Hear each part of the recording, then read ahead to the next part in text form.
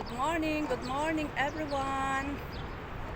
Have blessed Tuesday. Nandito nga pala kami ngayon sa park. Dinala ko yung little bossing ko. My boss. Eto.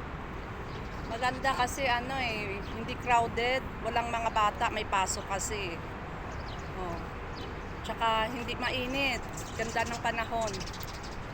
Shout out nga pala dyan sa brother ko. Bro June, magpagaling ka, get well soon bro, paayo ka, bawal magkasakit. Hirap magkasakit bro, paayo. Iwas-iwas sa mga dapat iwasan. God bless. Oh, nandito lang kami. Dito lang kami sa tabi-tabi. Magandang panahon kahit summer siya, medyo malamig pa sa umaga.